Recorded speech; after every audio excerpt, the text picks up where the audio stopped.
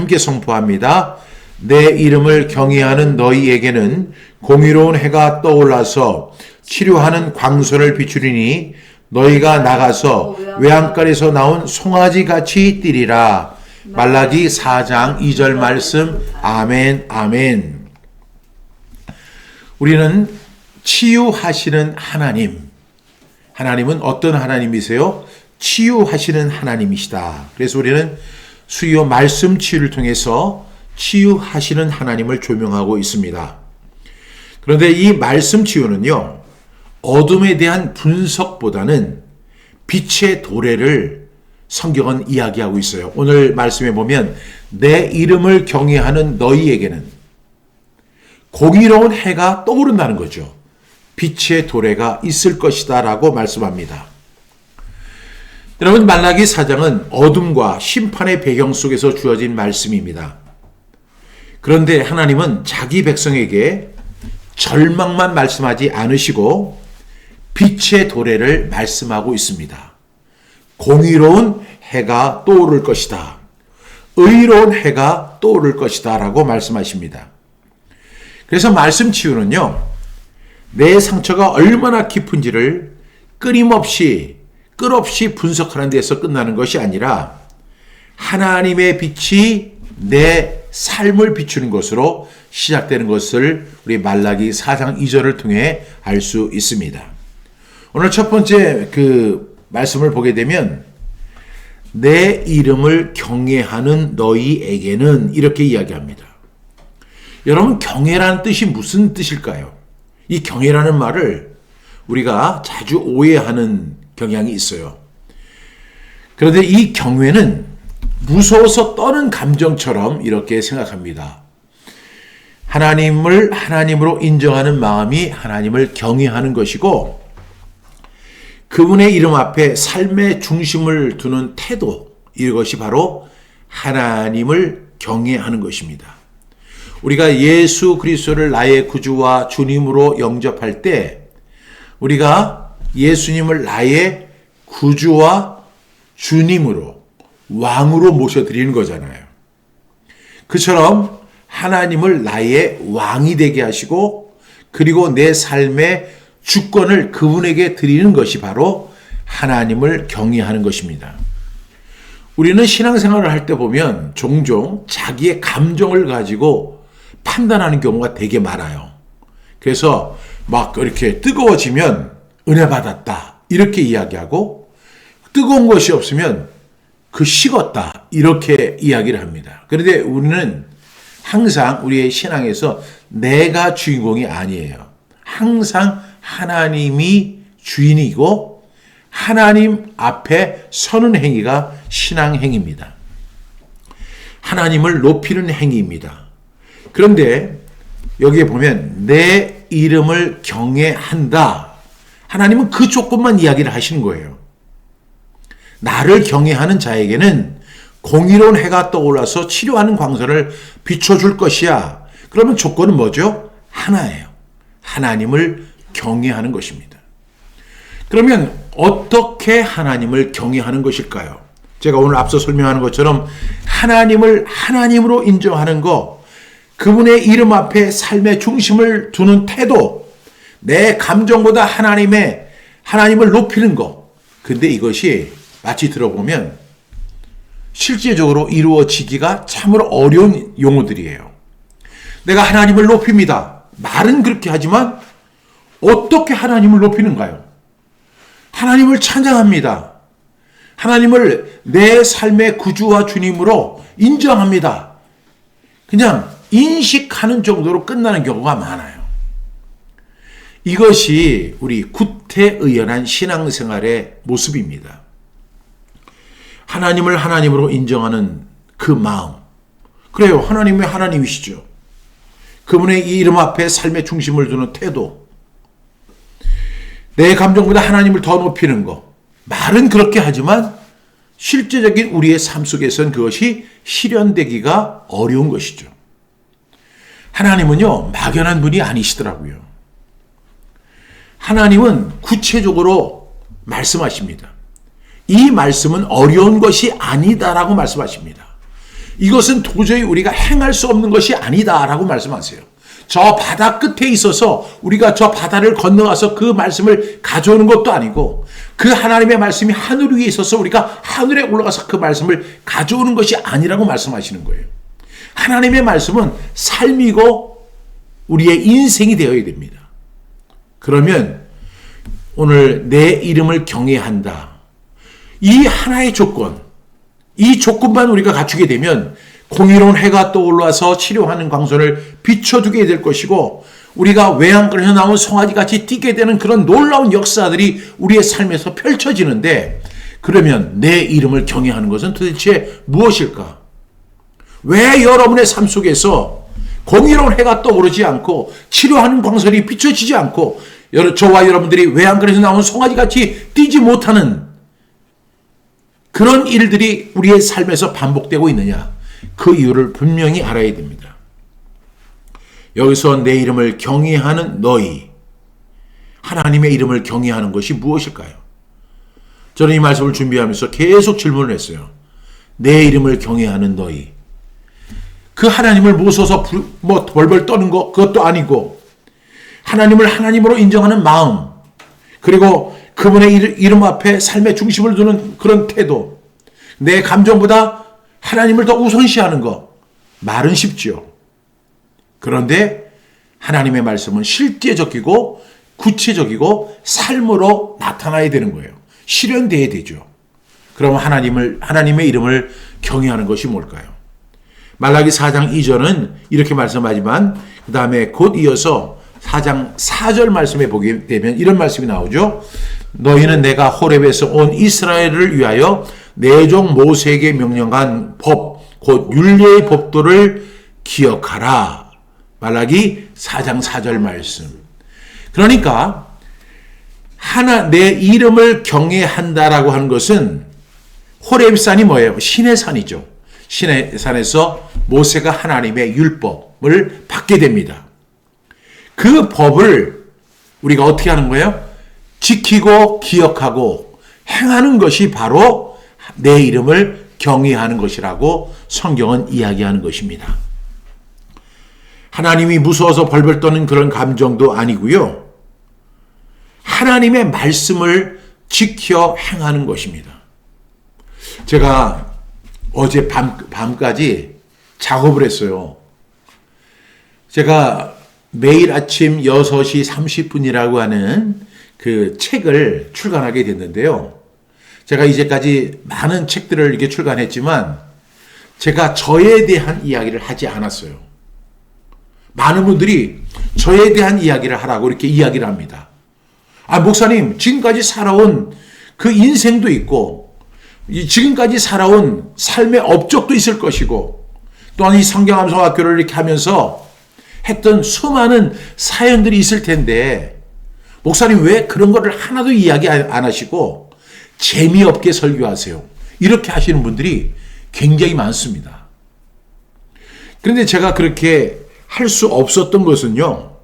사실 저는 제가 그렇게 대단하다고 생각하지 않기 때문에 그렇습니다. 아무리 봐도 저가 그렇게 내세울 만한 다른 사람 앞에 이야기할 만한 그런 자신이 못 되기 때문에 저는 제 이야기를 하지 않았어요. 근데 제가 처음으로 제 이야기를 구체적으로 기록했어요. 제가 성경 암송 사역을 10횟수로 15년째를 진행하면서 있었던 일들, 그리고 그때마다 하나님께서 역사하셨던 일들, 그리고 하나님의 손이 되어 주셨던 분들의 이야기, 그런 이야기들을 제가 처음으로 고백을 하는 거예요. 그것을 제가 쭉 적었어요. 우리가 그 제목은 매일 아침 6시 30분 성경 암송임 그 365를 지칭하는 거지만 사실 그것은 지금 시작한 지가 한 5개월밖에 되지 않았고요. 그 이전에 지금까지 성경 암송 학교를 해오면서 제가 하나님 앞에 얼마나 많이 기도했겠어요. 얼마나 많은 피 눈물을 흘리면서 이 사역을 감당했겠어요. 제가 정말로 이 성경 암송학교 사역이 이렇게 무산될 때마다 어떤 계획했던 것이 이루어지지 않을 때마다 저도 인간인지라 굉장히 고민을 많이 하고 때로는 눈물을 흘리고 좌절하고 어떤 때는 한없이 낙심해서 주저앉을 때가 있어요. 그런 저에게 성경 암송이 도대체 무엇일까 하는 의미를 생각했어요. 제가 저와 많은 분들에게 성경 암송 하셔야 됩니다. 성경 암송은 유익합니다. 그렇게 이야기를 해왔는데 저에게는 성경 암송이 무엇이었는가 하는 질문을 해보고 싶었어요. 성경 암송은 성령의 명령입니다. 오늘 내가 내게 명하는 이 말씀을 너는 마음에 새기라고 하나님 말씀하셨습니다. 성경 암송을 하면 자녀 교육에 참 좋습니다. 신앙 교습을, 신앙 계승을 하는데 가장 최적입니다. 그런 아주 성경적인 이야기, 그리고 우리가 잘 아는 이야기를 제가 반복해서 설명드렸습니다. 근데 지금 와서 생각해 볼 때 성경 암송은 나에게 무엇이었을까? 하나님의 말씀을 암송하는 것이 나에게는 어떤 일이었을까? 이런 것을 한 번쯤을 생각해 봐야 되겠고 정리를 해볼 필요가 있지 않겠는가 하는 생각이 들었어요. 그리고 아직까지 제가 기억력이 좋고 아직까지도 독수리 타법이지만 글을 쓸 수 있는 이 상태에서 이 기록을 남겨두어야 하겠다라는 마음으로 제가 어젯밤까지 성경 매일 아침 6시 30분이라는 책의 내용을 탈고했습니다. 그리고 디자이너에게 어젯밤에 보냈어요. 이제 오늘부터는 그 책에 대해서 이제 신경 안 씁니다. 더 이상 추가하지 않습니다. 그러면 그 성경 암송이 나에게 무엇이었을까? 저는 그 책에서 이렇게 썼어요. 성경 암송은 나에게 생존이었다. 나는 생존하기 위해서 성경 암송을 했다. 여러분, 많은 분들이 저에게 박 목사님은 성경 암송학교 사역을 오래 하셨으니까 성경 암송 많이 하시죠? 얼마나 많이 암송하세요? 저는 한 번도 제가 몇 절을 암송합니다라고 이야기해 본 적이 없는 것 같아요. 왜냐하면 저도 잘 몰라요. 그런데 분명한 사실은 제가 초등학교 3학년 때로 기억을 하는데 저희 아버지가 개척교회를 하고 계셨거든요. 집에 돈이 너무 없었어요. 아버지에게 용돈을 달라고 하는데 용돈을 안 주시는 거예요. 근데 저희 아버지가 용돈을 회피하기 위해서 기가 막힌 아이디어를 만드셨어요. 그것이 뭐냐면 성경 암송을 하면 돈을 주겠다는 거예요. 한 절에 1원씩 주겠다는 거예요. 당시에 10원이면요 굉장히 큰 돈이었어요. 그래가지고 예전에 제가 어렸을 때는 10원만 주세요, 10원만 주세요. 이 얘기가 아주 일상적인 얘기였거든요. 그러면 제가 그 10원을 주세요라고 하는 것보다 차라리 당당하게 10절을 암송하고 10원을 받는 게 낫다라는 그런 생각을 하게 됐습니다. 그래서 저는 제가 성경 암송을 해서 그때 50절을 암송했죠. 그 50절 암송하고 나서 제가 50절 암송했습니다 했더니 해보라는 거예요. 그래서 제가 한 자도 안 틀리고, 왜냐하면 저희 아버지의 마음을 제가 조금 헤아리고 있었어요. 그게 뭐냐면 조금이라도 틀리면 그것 때문에 그건 안 줄 수 있기 때문에 제가 완벽하게 암송해서 한 자도 안 틀리고 암송을 했던 기억이 납니다. 그래서 우리 아버지가 울며 겨자 먹기로 50원을 저한테 준 거예요. 내가 이 50원은 노동의 대가였어요. 생전에 이렇게 큰 돈을 제가 가진 적이 없는 것 같아요. 특별히 그냥 누가 용돈을 줄 수는 있겠지만 내가 수고해서 내가 노동을 해서 받은 첫 번째 그 임금이 50원이었던 거예요. 여러분 50절 암송에서 50원을 받는다는 게 지금으로 말하면 50만 원 준다고 해도 50절 암송 안 하는 사람 엄청 많지요. 근데 저는 했어요. 그리고 나서 50원 금방 써버렸거든요. 또 돈이 없는 거예요. 아버지한테 돈을 달라고 하니까 아니나 다를까 성경 암송을 해야 돈을 주지. 이렇게 말씀하시더라고요. 그래서 어디를 암송할까요? 그러니까 우리 아버지가 준비된 게 없는 거예요. 이게 그때 느꼈어요. 아, 용돈을 안 주기 위한 하나의 묘책이구나. 그렇다면 나는 그 묘책을 뛰어넘는 나만의 또 묘책이 있어야 되겠구나. 이렇게 생각을 했어요. 어디를 암송할까요? 계속 쫓아다니면서 그랬어요. 그랬더니 엄청 화를 내면서 말씀하셨어요. 그럼 마태복음부터 암송을 해. 그래서 마태복음 1장을 암송하게 된 거예요. 그리고 뭐 마태복음 1절부터 10절까지 암송하니까 10원 주세요. 이게 아니고 마태복음을 시작하면 1장을 시작하면 1장 끝에까지 다 암송을 해야 돼요. 그래야만 24원을 받을 수가 있어요. 그래서 저는 그때 마태복음 1장을 암송하기 시작했습니다. 마태복음 1장을 다 암송하는 거는 시간이 많이 걸리죠. 마태복음 1장부터 마태복음 1장은 25절까지 되어 있거든요. 25절이 그거예요. 아들을 낳기 가지 동침하지 아니하더니 나음의 이름을 예수라 하니라. 여기까지예요. 제가 25절 암송하고 25원을 달라고 했어요. 받았어요. 그리고 나서 또 저는 질문을 했죠. 어디를 암송해야 돼요? 아버지가 화를 막 내시는 거예요. 네가 알아서 암송하라는 거예요. 그래서 그때부터 그러면 마태복음 2장도 암송할까요? 라고 제가 얘기를 했어요. 그랬더니 마태복음 2장을 암송하라고 하신 거예요. 그래서 그때부터 2장을 암송하기 시작했습니다. 헤롯 왕 때 예수께서 유다 베들레헴에서 나심에 동방으로부터 박사들이 예루살렘에 이르러 뭐 이런 말씀이죠. 그래서 쭉 해서 그 2장은 몇 장까지 돼 있죠? 23절까지 암송했어요. 그렇게 하다가 보니까 1장 암송하고 2장 암송하고 3장 암송하다가 생존을 위해서 암송을 한 거예요.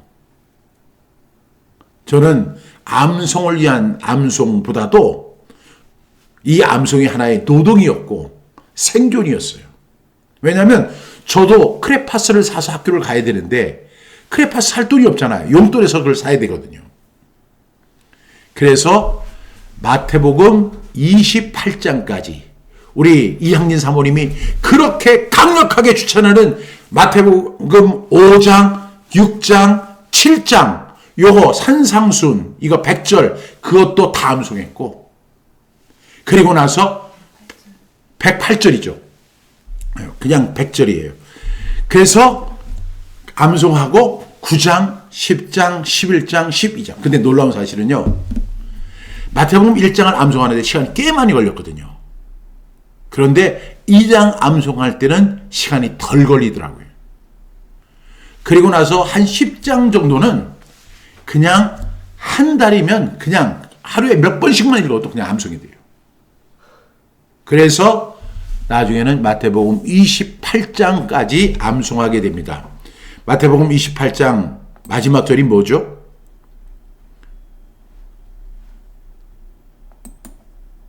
(28장) 20절 말씀. 여러분들이 너무나 잘 아는 말씀이죠. 마태복음 28장 20절 말씀. 성경 찾지 마시고 내가 너에게 분부한 모든 것을 가르쳐 지키게 하라. 볼지어다 내가 세상 끝날까지 너희와 항상 함께 있으리라 하시니라. 이것이 마태복음 28장 20절까지입니다. 그렇게 암송을 했던 것이 몇 절인가? 1071절이더라고요. 저는 1071절을 믿음이 좋아서 하나님의 말씀이 너무너무 좋아서 암송한 게 아니에요.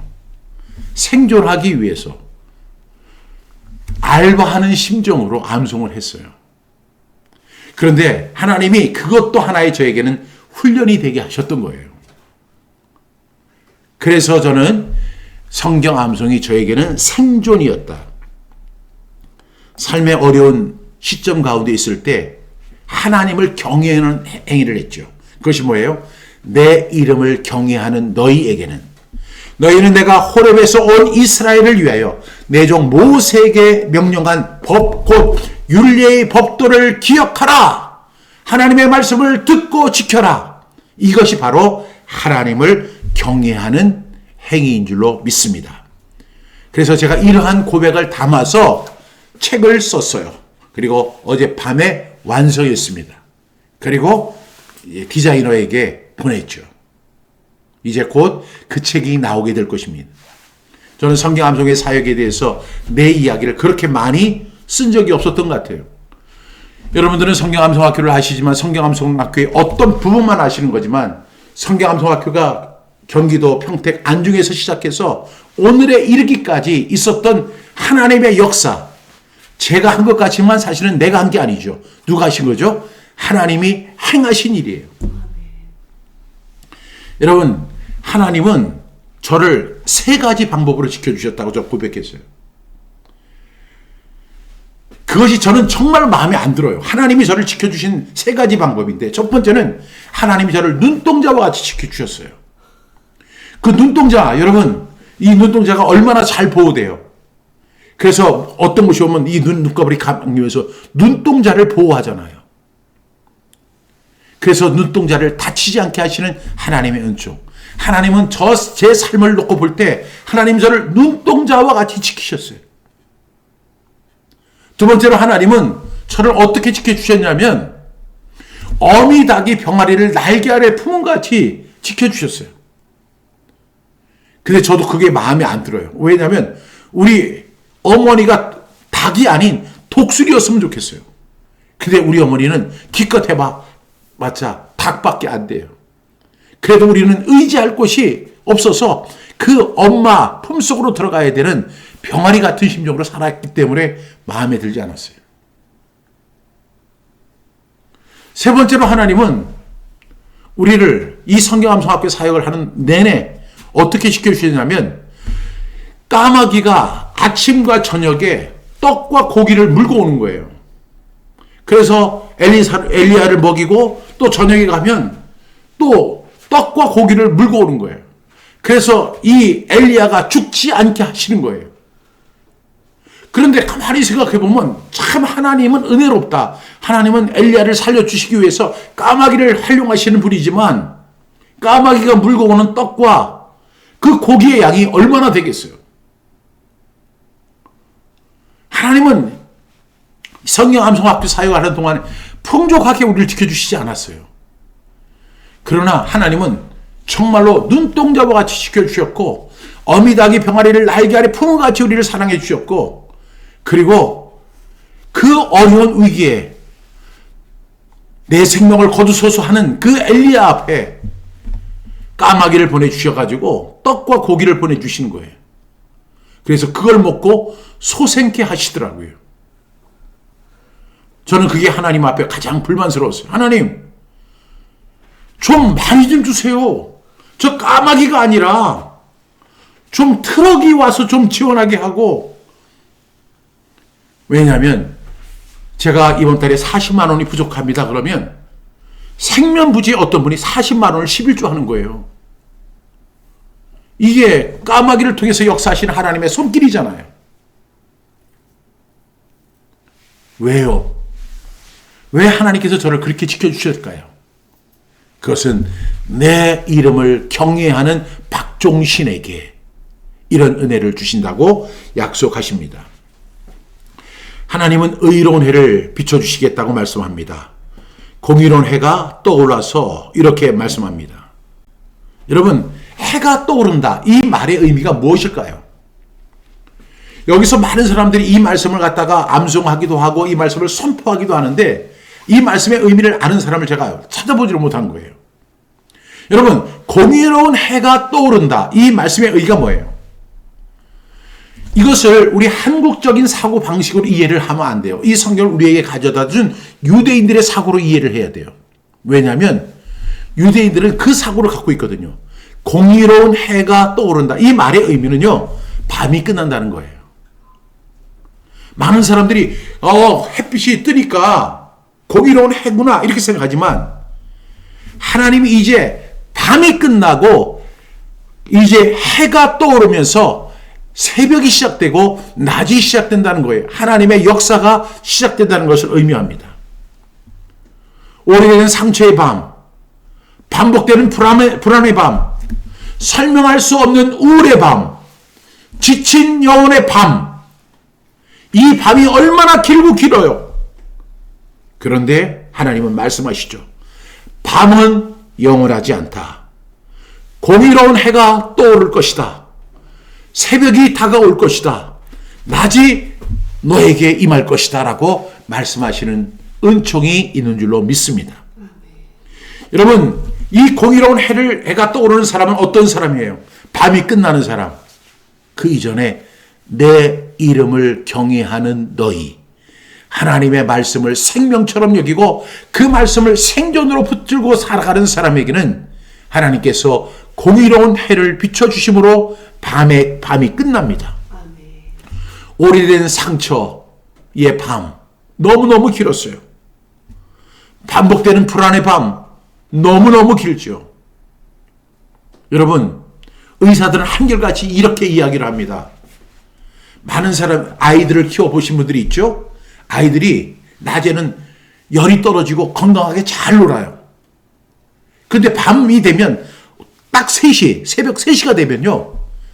그 아이들이 열이 끌어올라요. 낮에는 36도, 37도 하던 아이들이 열이 40도가 되죠. 왜냐하면 우리의 몸이 쉴 때 우리를 대적하는 바이러스가 가장 활동하는 밤이 새벽 3시예요. 그래서 그때는 엄마들이 잠을 자다가 그 아이가 우는 소리에 깨가지고 그 아이의 열을 식혀주려고 엄청 고생을 하는 그런 경험을 엄마들이라면, 아빠들이라면 다 해보셨을 거예요.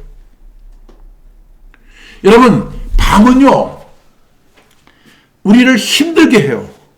우리가 이 불안할 때 낮에는 그 문제가 쉽게 이해되고 작게 보이지만 밤이 되면 그 문제가 엄청나게 커 보여요. 그리고 그 불안이 내 가슴을 짓눌러요. 과연 나는 내일 아침에 일어날 수 있을까? 반복되는 불안의 밤, 너무너무 길어요. 설명할 수 없는 우울의 밤, 너무너무 길어요.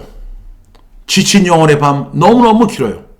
근데 하나님은 분명히 말씀하십니다. 너희가 내 이름을 경외한다면, 내 말씀을 지켜 행하고 내 말씀을 생존으로 붙잡는다면 오래된 상처의 밤이 끝나고 반복되는 불안의 밤이 끝나고 설명할 수 없는 우울의 밤이 끝나고 지친 영혼의 밤이 끝나고 햇볕이 떠오를 것이다. 밤은 더 이상 존재하지 않는다.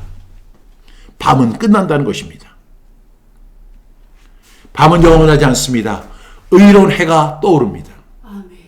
이러한 은혜가 저와 여러분에게 있기를 주님의 이름으로 축복합니다. 아멘. 그 다음 주신 말씀이 치료하는 광선을 비추리니 이렇게 말씀합니다. 치료하는 광선을 비춘다. 이 말씀은 매우 아름답고 강력하죠. 하나님의 치유는 한 번에 밀어붙이는 폭력보다 광선처럼 스며드는 은혜입니다. 여러분, 빛이 강제로 문을 열지 않습니다. 우리가 캄캄한 밤에 창문을 다 닫아놔도 아침이 되면, 햇빛이 들어오게 되면 그 사이로 빛이 쫙 들어오게 되거든요. 치료하는 광선입니다. 빛은 강제로 문을 부수지 않습니다. 그러나 들어오기 시작하면 여러분, 우리가 알지 못했던 우리 마음속에 있는 어둠들이 다 물러가는 거죠. 하나님은 치료하는 광선을 보내주십니다. 아멘. 여러분, 말씀 치유도 그렇습니다. 말씀 깊은 곳에 비추고 숨겨진 상처를 드러내고 차가운 영혼을 따뜻하게 녹이고 굳어진 내면을 다시 살려내는 것이 바로 말씀입니다. 그래서 우리는 말씀을 어떻게 해야 돼요? 경외할 수 있기를 바랍니다. 그래서 하나님의 치유는 정죄의 빛이 아니라 회복의 빛인 것을 여러분 꼭 믿는 저와 여러분 될 수 있기를 간절히 바랍니다.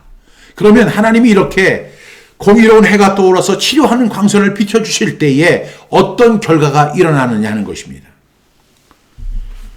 치유의 결과는 뭐죠? 기쁨과 자유와 기쁨입니다.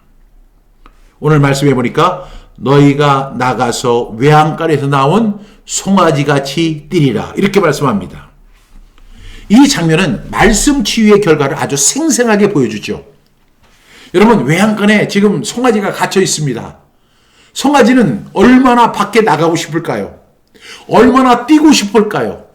얼마나 나가서 풀을 뜯어먹고 자유로운 자연 속에서 펄쩍펄쩍 뛰고 싶을까요? 그런데 이 송아지는 갇혀 있습니다. 이것이 바로 질병에 있는 사람들, 치유함을 받아야 하는 사람들의 모습입니다. 그런데 하나님은 말씀하시죠. 치료하는 광선을 비춰줄 거야. 그러면 너희가 나가서 외양간에서 나온 송아지 같이 너희가 펄쩍펄쩍 뛰게 될 거다. 이건 뭐예요? 첫 번째는 자유, 두 번째는 기쁨이라는 것이죠. 여러분, 하나님께서 우리에게 공의로운 해를 비춰주시면 치료하는 광선이 우리에게 비춰지게 될 것이고 어둠이 물려가게 될 것이고 그 긴 밤의 고통들이 사라지게 되는데 그 결과로 얻어질 수 있는 것은 자유함입니다. 외양간에 갇혀있던 그 송아지가 자유함을 얻는 것처럼 그 밖에 나갔을 때 그 송아지가 너무너무 좋아서 발쩍발쩍 뛰는 것처럼 기쁨을 누리게 될 것입니다. 이것은요, 하나님의 백성인 이스라엘이 이렇게 회복될 것임을 말씀해 주신 것입니다. 이것은 억눌림에서 자유로, 갇힘에서 해방으로, 무기력에서 생동감 넘치는 모습으로 변화되게 된다는 것입니다. 여러분, 진짜 치유는요, 그냥 아프지 않는 정도가 아닙니다. 그냥 아팠는데 안 아파졌어요. 그것이 치유가 아닙니다. 다시 뛰게 되는 거, 다시 기뻐하게 되는 거, 다시 살고 싶어 하는 거, 이것이 바로 치유입니다. 여러분, 병상에 누워있는 환자를 한번 생각해 보세요. 어떤 분이 이 다리를 다쳤어요. 연세가 80이 되신 분이에요. 병상에 누워 있습니다. 밤이 찾아왔습니다. 이 사람의 머릿속에 무슨 생각이 드냐면, 내가 과연 낙상을 했는데 내가 다시 뛰게 될 수 있을까?